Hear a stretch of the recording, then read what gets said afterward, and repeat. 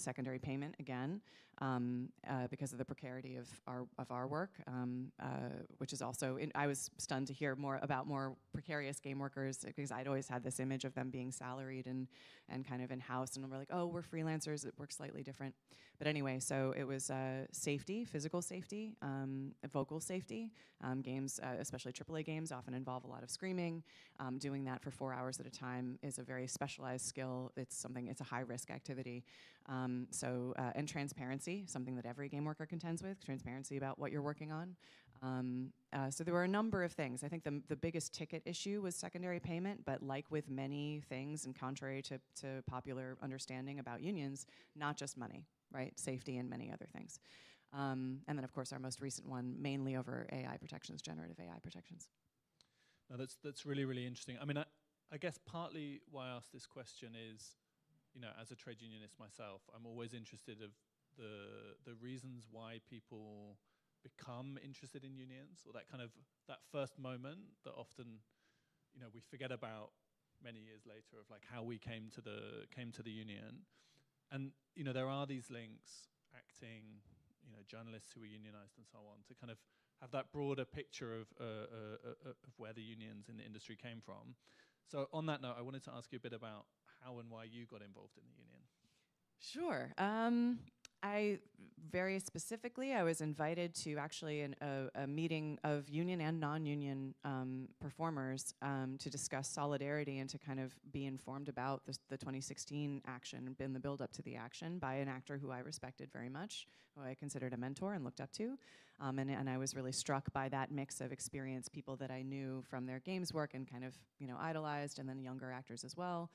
And then I started attending, I was a new member of SAG-AFTRA, and I went to some town hall meetings and info meetings where I, again, saw actors that I knew and respected on the negotiating committee, saw some staff that was really receptive to ideas. I'd spent years doing indies and being very interested in game development, taking myself to GDC and learning about game development to serve the process better. And so when they were kind of showing themselves to be more receptive to my input and context from the other sides of the industry, that it led me to kind of give more of my time and feel like it would have been productive. I then helped with the first low-budget agreement for games. So there wasn't an indie agreement for performance in games prior to then. And because I had come out of indies, which was new, most other actors at the time were like falling sideways into games from film, TV, animation, but I'd always loved games. So it started with work on that contract, and then after that action, I was asked to join the committee. I was eventually asked to chair in 2022. And then some of the history, or the like latent, like you know, unionist leanings, was that my mother was actually was part of organizing the first American Airlines Flight Attendants Union, and she was their first treasurer, I think. And so there was like, I wish she passed, and so I wish, like before all of my service, so I wish, there's so much I wish I could have talked to her about, but there was always a seed of like, hey, you might have to fight to get what you need.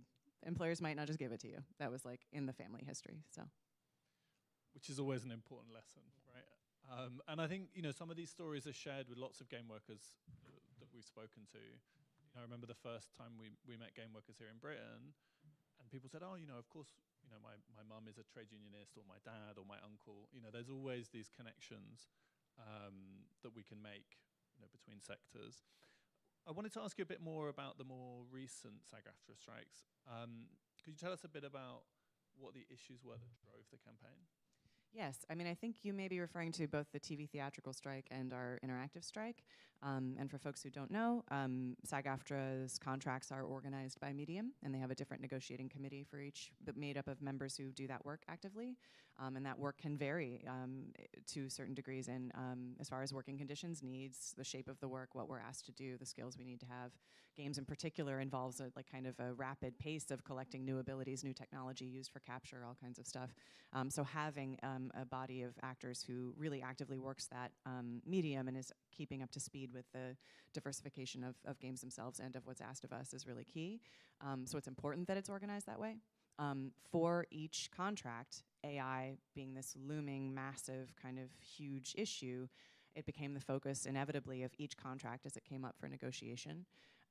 For TV theatrical, it was also about secondary payment. This thing of, I think it's also a great lesson for unions, to the need to relentlessly bargain every single issue across, especially when you're splitting contracts, as it comes up. So secondary payments won't just happen because you got them in TV. When you have streaming, that's you have to get it there too, and that means work and that means leverage. So streaming, secondary payments, and AI, big issues in the TV theatrical action. And then again, there's a million things to fix in games for performers, but our central issue and the highest priority issue is always going to be consent, transparency, and compensation around generative AI use.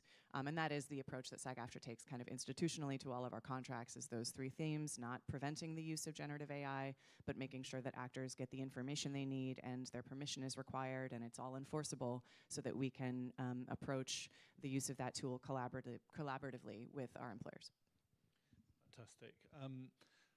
The next question I want to ask, and it comes a bit out of some of the discussions that some of us have been having today, is what kind of union organizing do you do in SAG-AFTRA? Because this can come in many flavors, many forms, with advantages and disadvantages. So, how through those disputes, how would you kind of talk about the organizing that you've been doing? I wish I could toss it to Maggie, because she's here. We have the National Director of Organizing here. There were a number of different informal and formal structures. There was a buddy system. We were careful to call it a buddy system, which may or may not resemble kind of a shop steward system. But yeah, building networks and using traditional techniques of mapping out people's, the resiliency of people's personal relationships to each other, who trusts whom, who looks up to whom, connecting them to an information network driven by our staff organizers, connected informally to each other. So there was, everything from different levels of volume in terms of small group texts and discords and one-on-one meetings, and official events and semi-official events and unofficial events.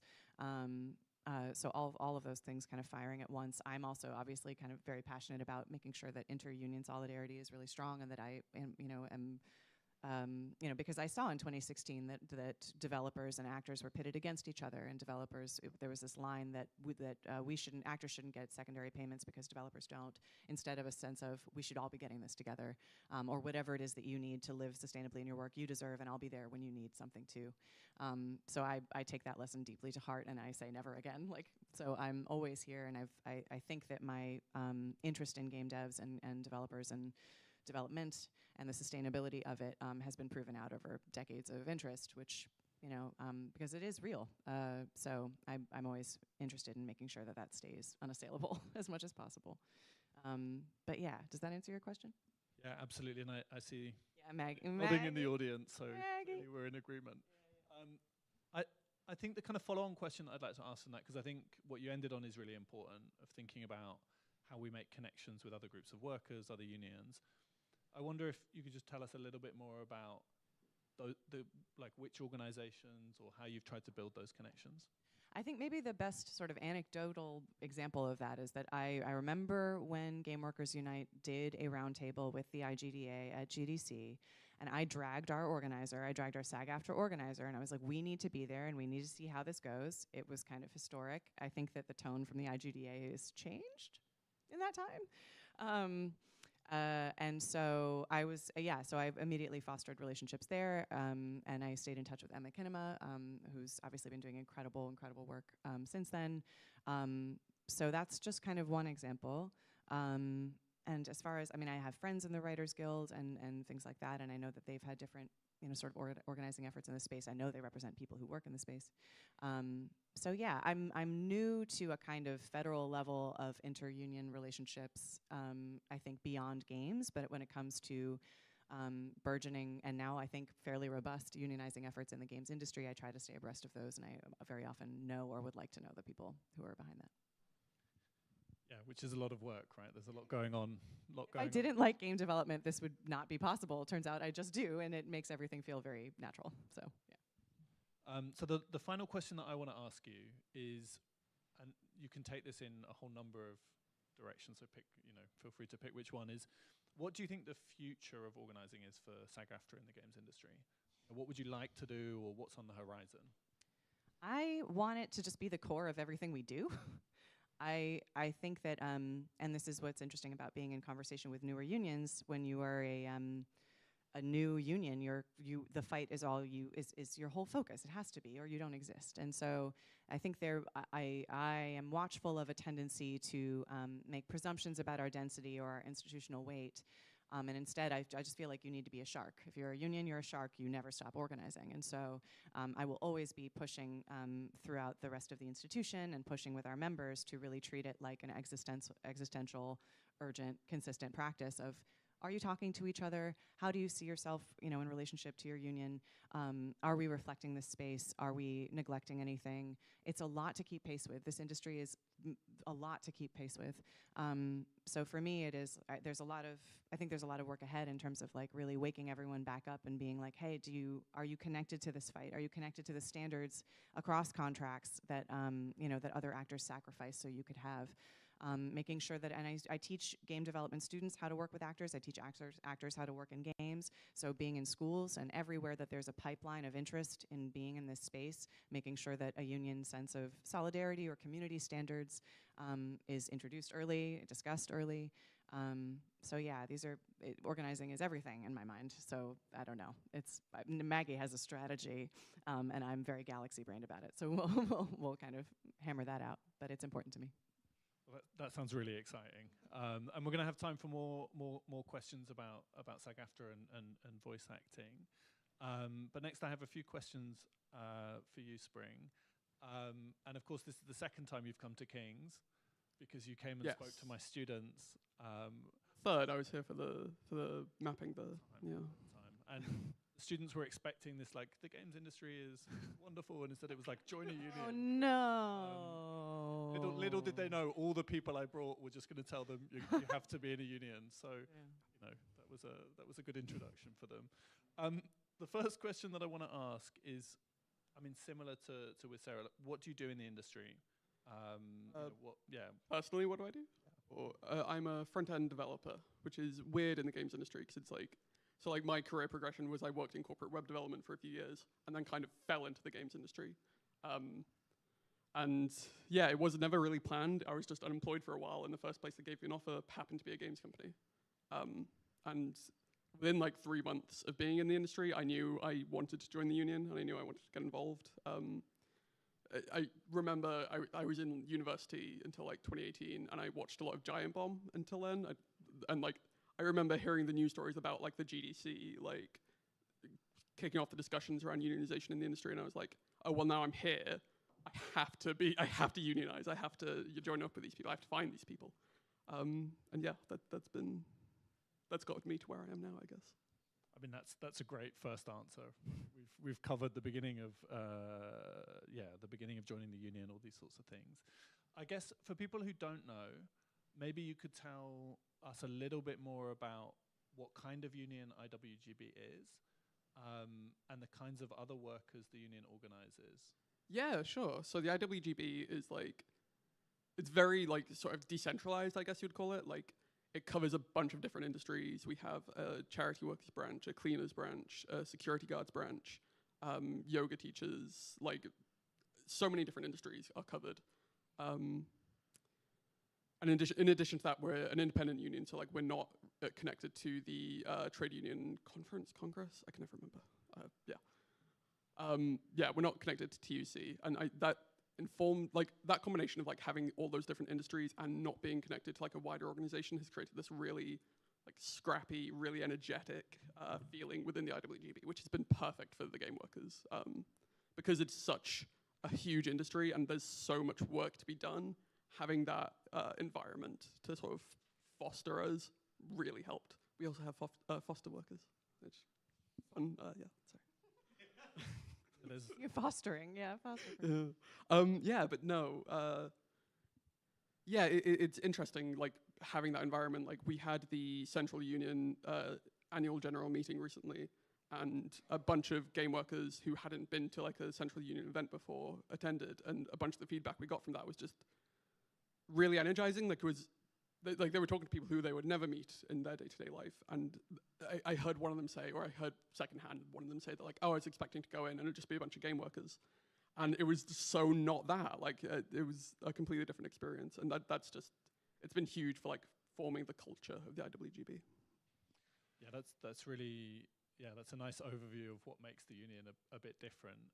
I also just want to do a quick shout out for the union, because the union also organizes in universities, and just up the road at UCL, they are making a load of cleaners redundant, despite the fact UCL is making loads of money.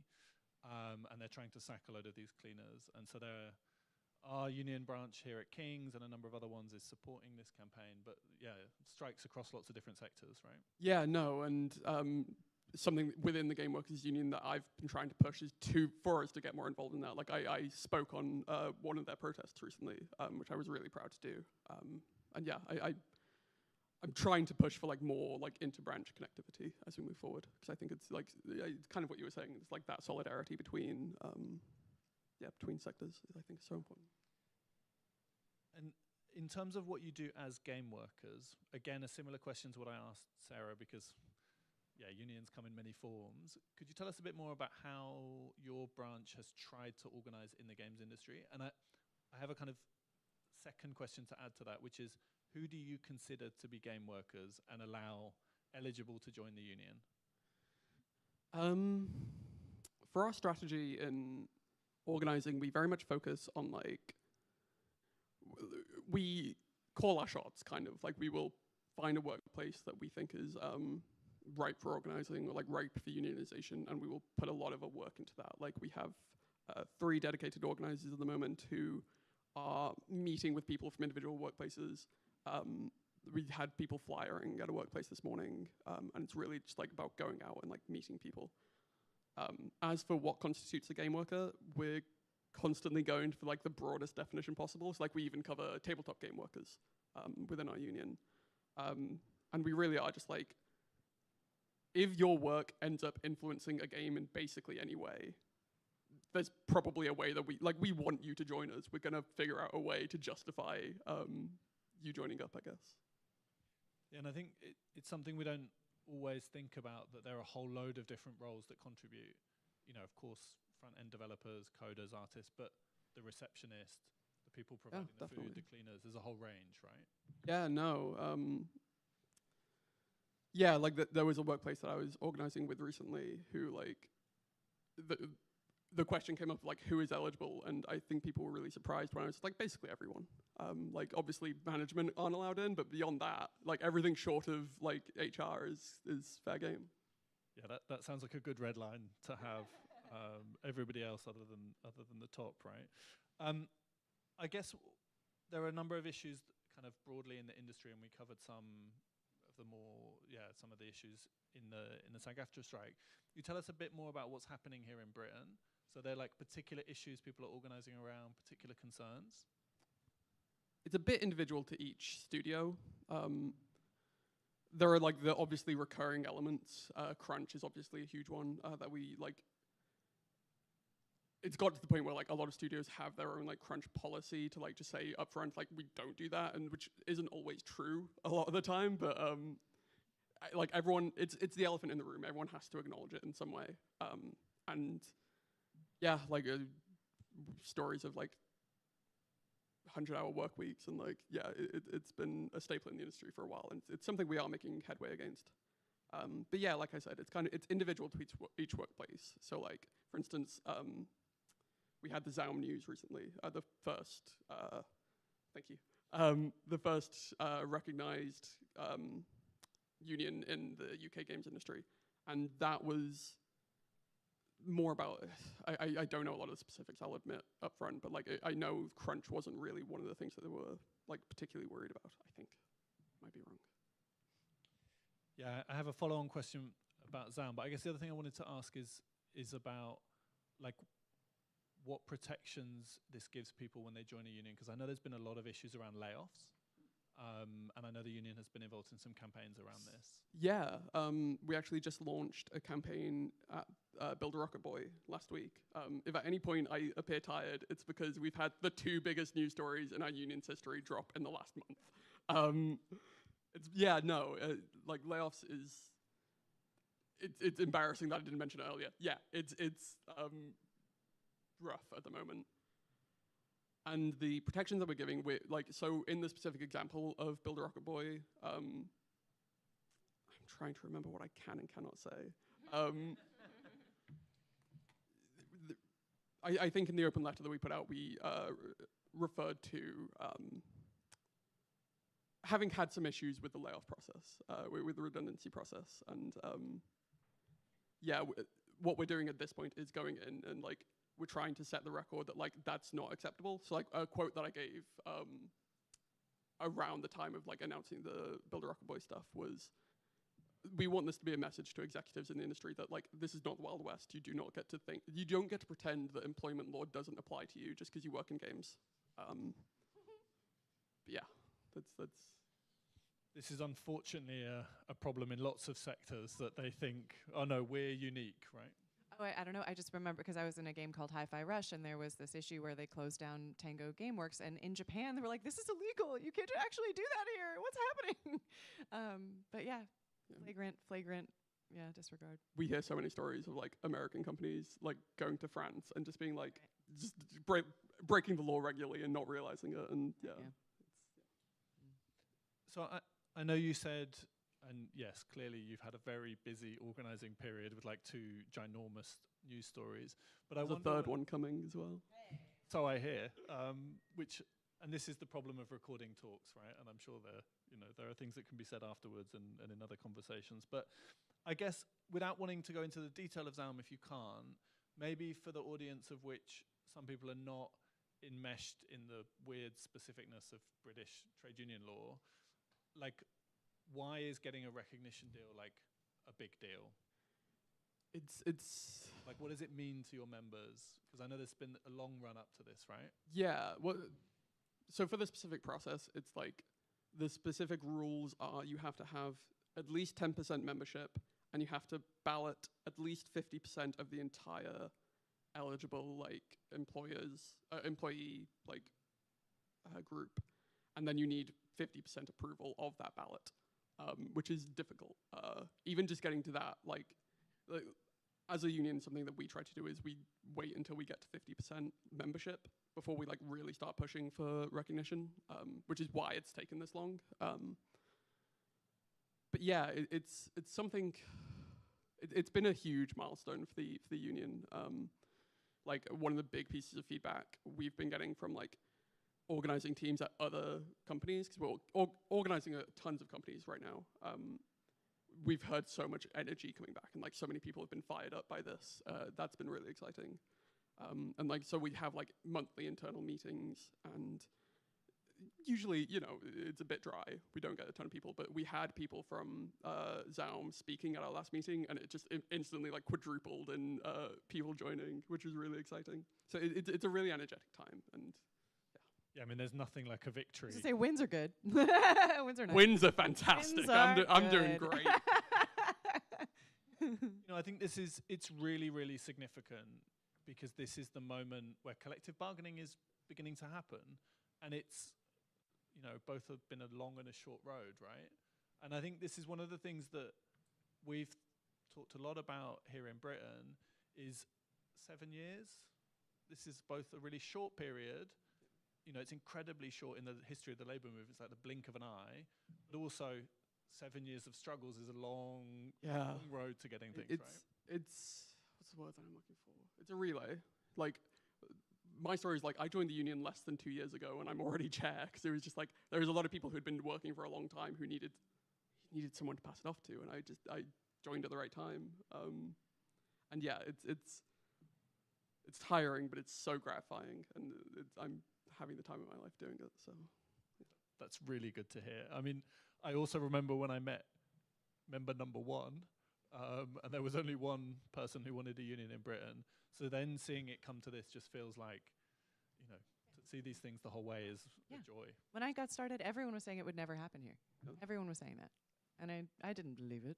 But yeah, but it's exciting to see them proven wrong. It's awesome. Yeah, I also have an academic who told me at a conference it will never happen. I can't wait to see him next time and say, now there's collective bargaining. Imagine. I have one more question for you, Spring, before we come to some audience questions, which is exactly the same final question I asked to Sarah. So what next? What's the future? What would you like to do?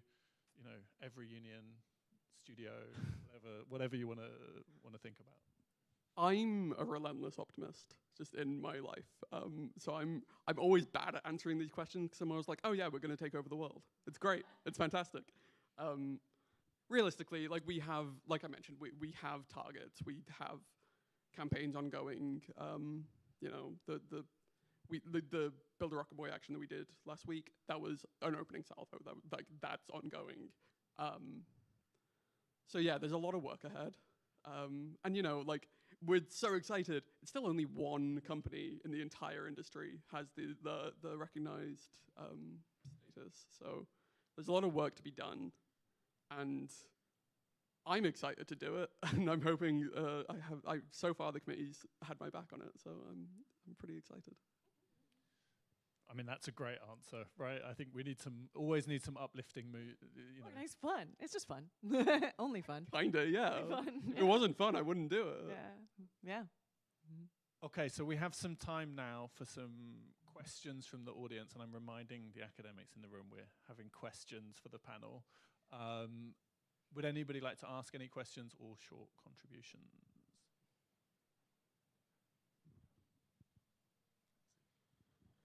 Thank you. Hello, my name is Zeke. This question is for Spring. Have you found any friction in your broad definition of what a game worker is intruding onto other union spaces, potentially?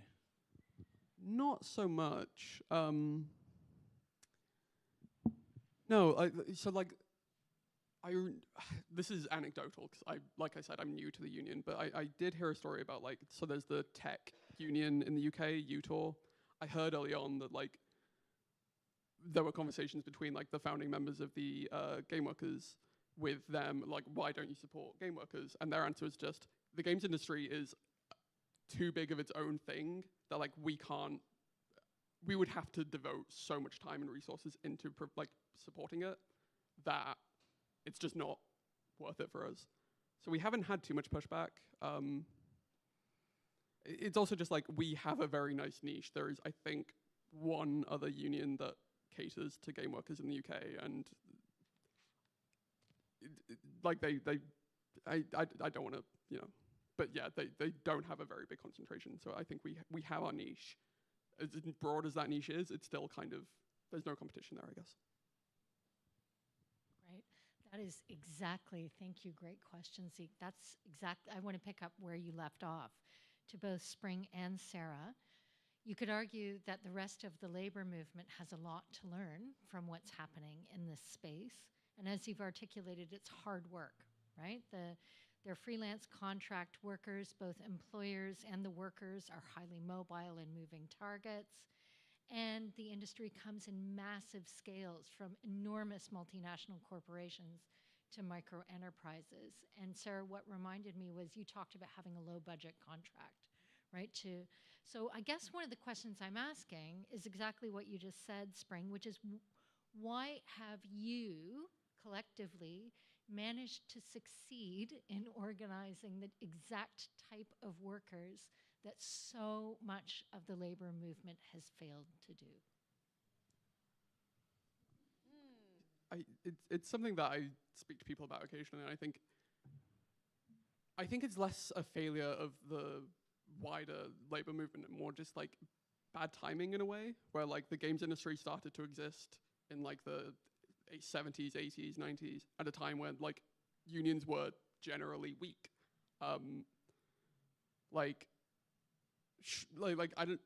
We didn't really start up until the 2010s, but were there a lot of unions starting off in the 2000s? It wasn't a time when I don't know.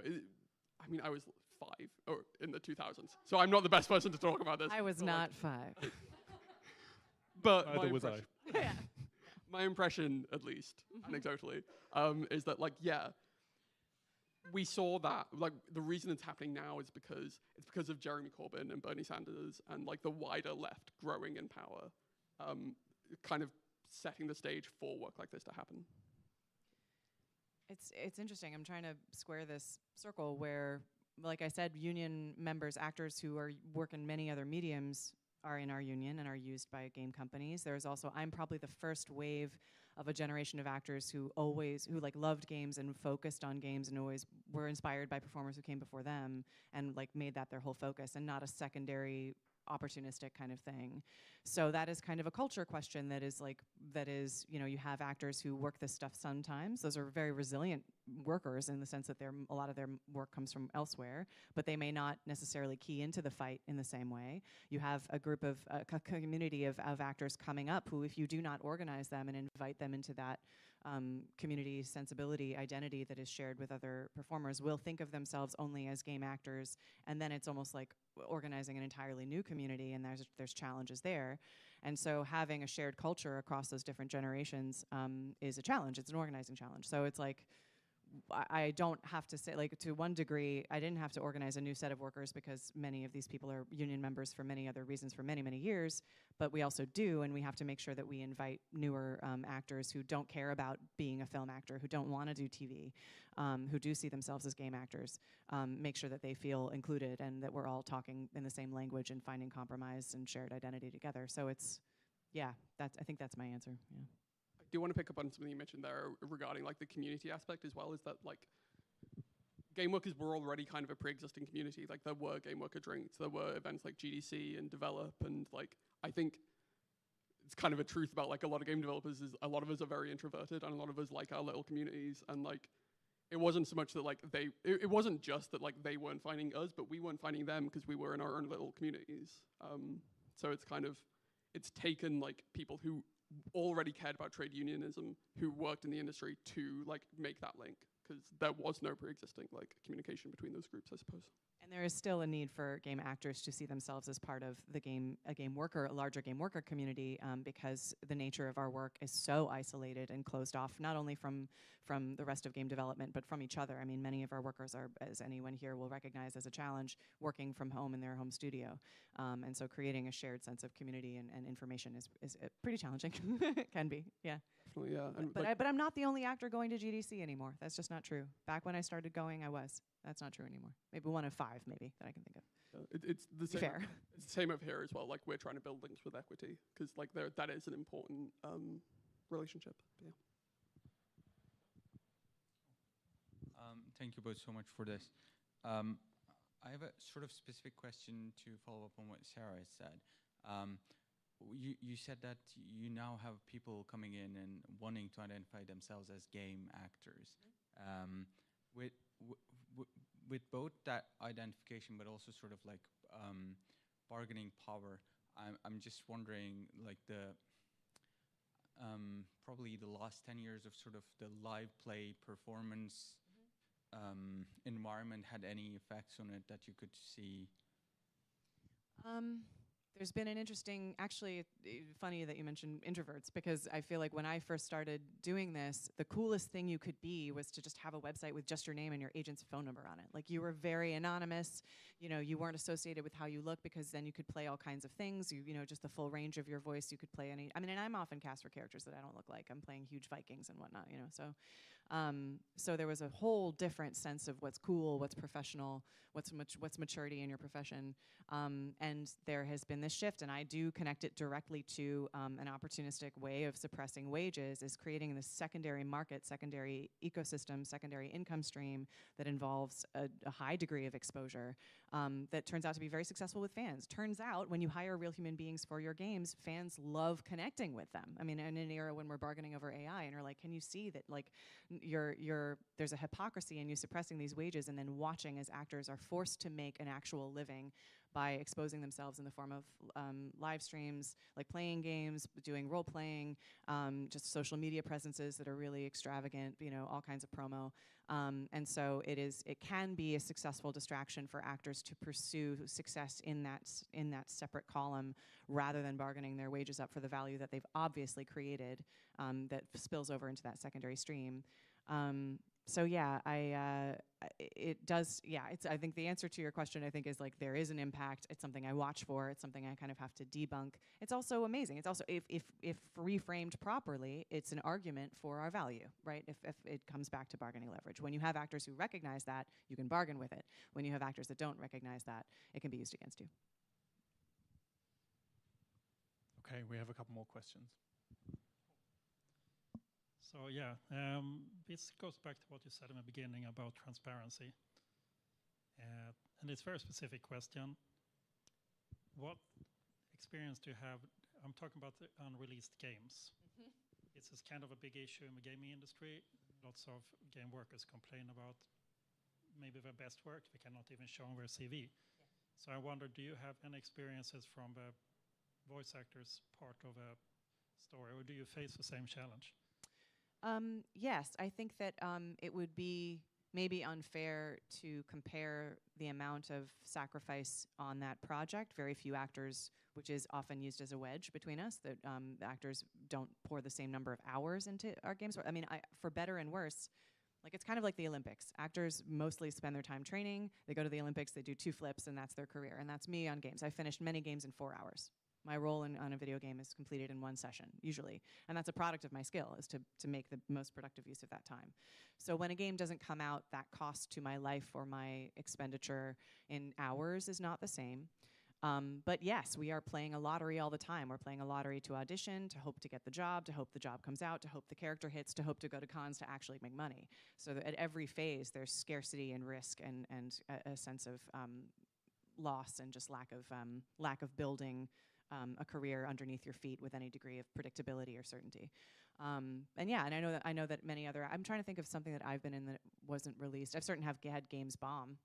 I don't think there's I think it is difficult in games to stand out as a performer when the game isn't good.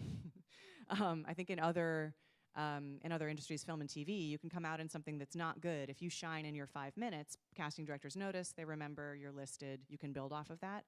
In games, I think it's really difficult to stand out in a game that doesn't do well or isn't good. So yeah, there's a lot of there's also a lot of uncertainty in the game positioning you and your performance in a way that's going to be memorable to people. So yes, there is a lot of loss when that doesn't come out because we're just trying to build a mountain out of pebbles. But it's not quite the same for developers who sink 7 or 10 years of their life, leave that company before the game comes out and aren't credited at all. That's awful, you know. So it's different but related. Thanks all, this is a really great discussion. I guess primarily a question for Spring, but Sarah, if you've got anything by all means. You mentioned before the no managers in the union thing, which we all laughed at, obviously makes sense, but I'm curious if that's actually created any complexity, thinking of the Australian context where someone could be an like in the indie side of things, an exploited employee or contractor, but then they're also running their own much smaller project where they have hiring and firing things. So I'm just curious if that's created any complexities in the UK context. There has been a couple, yeah. Trying to think, sorry. Yeah, like we've definitely had, it's also been interesting because like I mentioned, we cover tabletop workers and that's also like very fluid. Like, yeah, no, it definitely introduces complexity. I think we've been leaning towards just kind of the simplest interpretation of if you have that power anywhere, like we would prefer you to leave. But there's definitely been corner cases that there've definitely been times where we had to it felt like stopping the party and asking someone to leave. Because you're not welcome here, which is difficult. It's really difficult, and it's something that we're still kind of negotiating and still kind of figuring out the process of handling. But yeah, no, it's complicated. Yeah. I mean, yeah, I'm also a director, so that's, yeah. You could kick me, Maggie. You can kick me out anytime if you want. Kick me out. It's fine. But we do. I'm sensitive to the fact that. I know where my intentions lie and my loyalties lie and what I want for the industry and for my community. We've also seen lots of directors and casting and agents in a middle layer. There's a lot of intercessionary entities in games between us and developers who we work with, who largely we share a lot of kindred intention and solidarity with. And there's a layer in between that is not active. It doesn't have a stake or a voice in bargaining when we're bargaining with our employers, actually, that are the most vulnerable in that sense, where they're the most helpless. They don't have a role in the bargaining process, and those can be the most insidious and kind of difficult. I've seen them go either way. I know some other voice directors who walked our picket lines who were just beautiful allies, and then others who threw people under the bus. And when it's coming from someone you want to work with, who doesn't obviously wear a name tag saying, EA, then it can be really confusing. So, yeah, I don't know. yeah, kick me out, I guess. If I'm, or don't. Okay, that's fine. I mean, I will also say on that topic, like, so we had a booth at Develop this year, which is a game developers conference in Brighton, and we had like a lot of, because it's a place for investors, kind of like there were a lot of like small indie companies, like the executives coming up to us and being like, how do I help my employee? And I'm just like, I don't know, tell them to join the union, then go away. Like it's kind of that simple. Like there's not much more of a conversation to have with them. And I think they come to us expecting that like we're gonna have a solution for them, but we just don't. And I'm not really sure what the right. Recognize the union? Yeah, I mean, yeah. Pretty much. Yeah. Like cooperate when your employees ask for things, but like other than that, that's kind of Okay, we have time for another question, and we'll take June as well. And I also just want to say I'm really pleased that this recording isn't going to turn out to be the one where Sarah gets expelled from the union. Okay. Less of a question, more giving context. So Brendan, if you don't know, the Australian Union will accept managers as paid members, but they'll never represent them against their workers. So they'll only ever represent up, if that makes sense. So if someone's like a lead of a department and they're having issues with their upper management, the union will represent that manager against their management, but never down, if that makes sense. In part because our union technically also has a branch for HR people, which is complicated, but they'll never, again, they will never represent the down. It was always up. They'll always go down. And then when it comes to the really small indie teams that employ people, a lot of the time, I at least don't even tell them to become paid members. What we do instead is we have a Discord that's free, like a community, and I just say, jump in there, and people will tell you, give you advice from their own personal experiences. So they can still become paid members if they wanted to, for whatever reason. And we also tell people, like, just tell your employees to join, but I've never had a corporate head person at a company ask what to do to help their workers.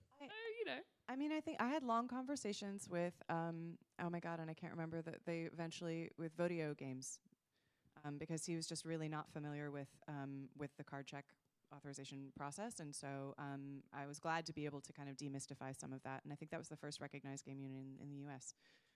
So yeah, maybe just a tiny bit of hand-holding can be useful. But making the process seem approachable and legible. But it was a lot of jargon that he wasn't familiar with, because again, we've been in a labor dark age and no one knows the intricacies of labor law or what these processes are, much less making the most of them. So I think he was grateful to have a safe, and maybe even just like not an employee or even what he thought of as a game, someone who was just adjacent to that whole thing to kind of unpack some of that maybe. Thank you for your great discussion. It's so inspiring to hear your stories. I have like 2 questions. The first one is that I know like a lot of workers in the game industry, they love what they do. So I think it's sometimes kind of challenging to ask the workers to join the union and especially ask them to join the leadership role, because it's a whole, it's a kind of full-time work to participate in organizing activities. So some might also be afraid that they will not only losing work, but maybe they just want to have time to like develop their own games or do some artistic projects instead of like going to the leadership role of the union. So I wonder whether you faced any kind of challenges in persuading folks to step into the leadership role. Maybe it's too early to talk about like leadership reproduction because you're doing a great job, but no, I don't mind. Let's figure that out right now. Who's taking over for me? But I wonder like whether like is there kind of repertoire messages that helped other rank and file members to really join the leadership role? That's the first question. Should I ask the second question as well? Yeah. So I know like I think it's a very successful story to hear about how you folks managed to do all these organizing activities. But I wonder whether there are also things that you regret or things that you would done differently if you can go to the past. What was the first question again? Sorry. Leadership and Leadership. yeah. Yes. The thing I found is that like there definitely is like some. It's intimidating. Like there's definitely a lot of like hesitation in getting people to like join a bargaining committee or to join the like elected committee. We had a kind of. So at our latest AGM, we expanded the committee. We like almost doubled it, I think. And we were almost able to almost completely fill it. Like we were really successful getting people into those new roles. And I think something that we found is that like a lot of people really care about this industry, and a lot of people are kind of happy to do a bit more work and happy to like get a bit more involved. So that's not so much been the issue. As for time, I think it's very personal. Like it's very. Some people are well suited to this kind of thing. Like I'm happy to spend like a couple hours every day just like responding to messages and like checking in with people. That's not true of everyone, but yeah. I think I've said this a million times actually already, so I don't think this is like breaking news, but I said no when I was asked, because I had an intuition of what would be difficult about it, that both employers and members would or could be frustrated with me, and that would be a lot to feel. So for me, it really was, I think that's where my mom being a unionist came into my head, where there was a real belief that like, oh, if you don't do this, someone else might not, or they might not do it with the same intentions, or they might not do it with to the same degree, or whatever it might be. And that was what the person asking me to do it told me. And so believing them, I was like, well, this just won't happen. If you want nice things, you have to fight for them. That was what came back into my brain. So I was. That's such an interesting story, because I had the exact opposite, where it's like when I ask, I'm expecting someone to say no. Yeah. To like becoming chair, right. But like that idea of like if I don't do it, like someone with like worse intentions, or like maybe no one will. Right. Like that was exactly my impetus. So it's interesting that we both had that. It's same, and the happy part is that what the discovery was that it was the most rewarding thing I'd ever done. Like I knew it would be the hardest thing. It was in fact the hardest thing. It was also the most rewarding thing, and it put me in contact with people who were the bravest, smartest, most selfless, most capable, most inspiring people in my field that I had ever met. So that was actually that was the second part. The first part was like, this is going to be hard, and that was also for sure true. But then the discovery that you maybe already knew, or just could see coming, or was like ready for.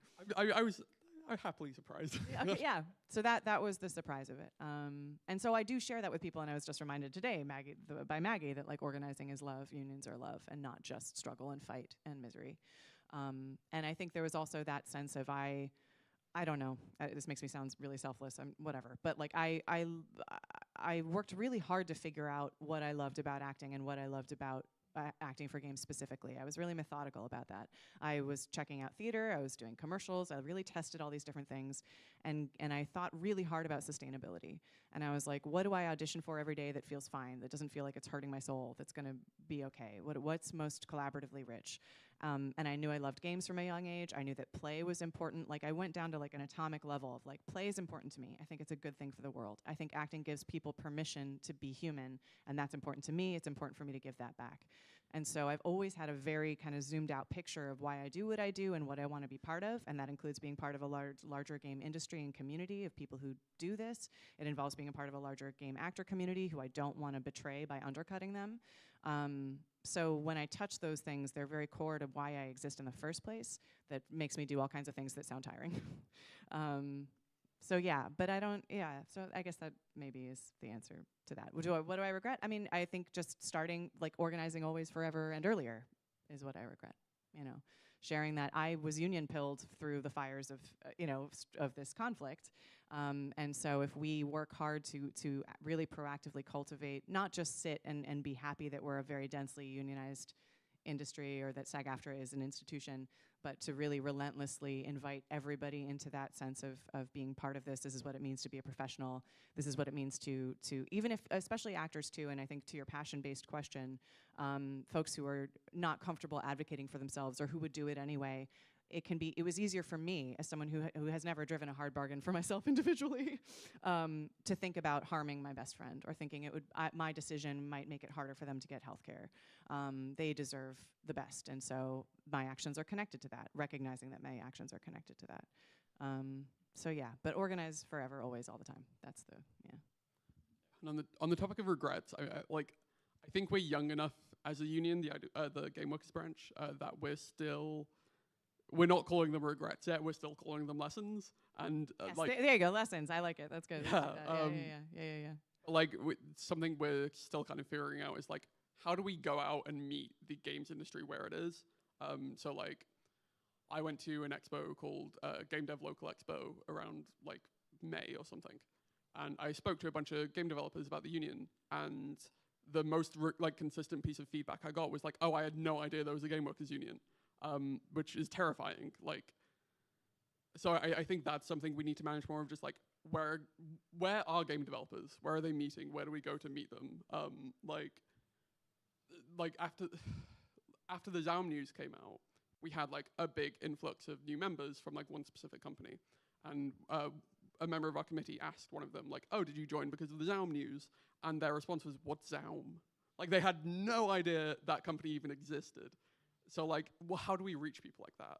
That's something we're really learning. I think that's something we've made some mistakes in recently, of just like putting resources into the wrong places. But it's something that we're like, it's learning.